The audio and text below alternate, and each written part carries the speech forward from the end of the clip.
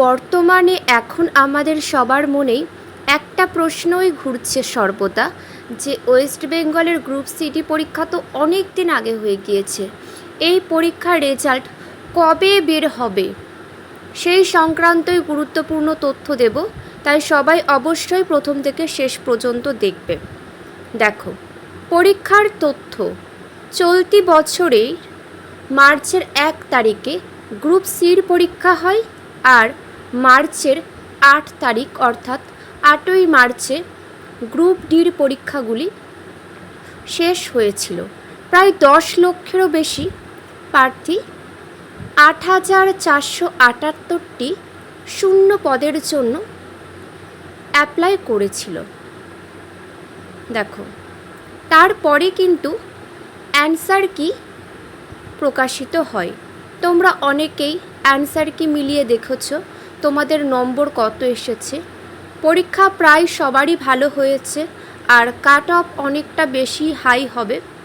তো তোমরা কিন্তু ইন্টারভিউয়ের জন্য এখন থেকে প্রস্তুতি নিয়ে নাও, কারণ পরে আর হাতে বেশি সময় পাবে না। তাই যেটুকু সময় পাচ্ছ কাজে লাগাও, তোমাদেরই ভালো হবে।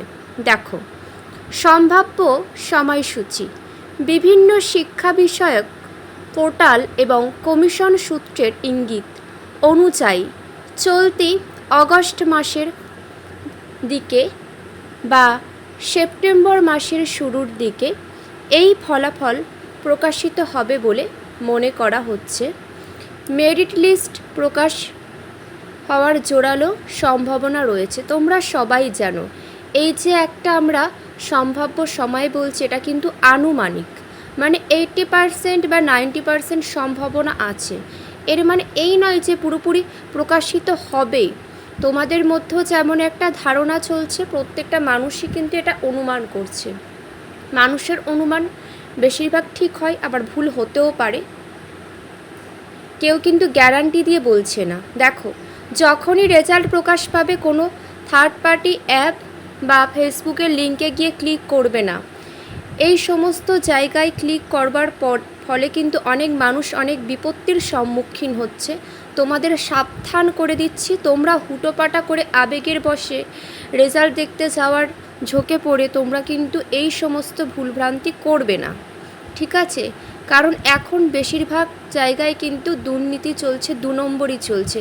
তাই এই সমস্ত থেকে সাবধান। আর অফিসিয়াল ওয়েবসাইটটা দেখে নাও, এখান থেকে তোমরা সমস্ত কিছু দেখে নিতে পারবে। দেখো, পিডিএফ ডাউনলোড করে আপনার রোল নম্বর ব্যবহার করে দিয়ে বাছাই তালিকা বা সমস্ত কিছু তোমরা চেক করতে পারবে।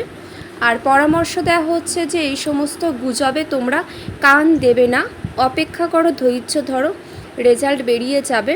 আর কারোর কোনো মন্তব্য থাকলে অবশ্যই কিন্তু কমেন্টের মাধ্যমে জানিও। সবাই খুব ভালো থেকো, সবার খুব ভালো হোক, এটাই সর্বদা চাইব।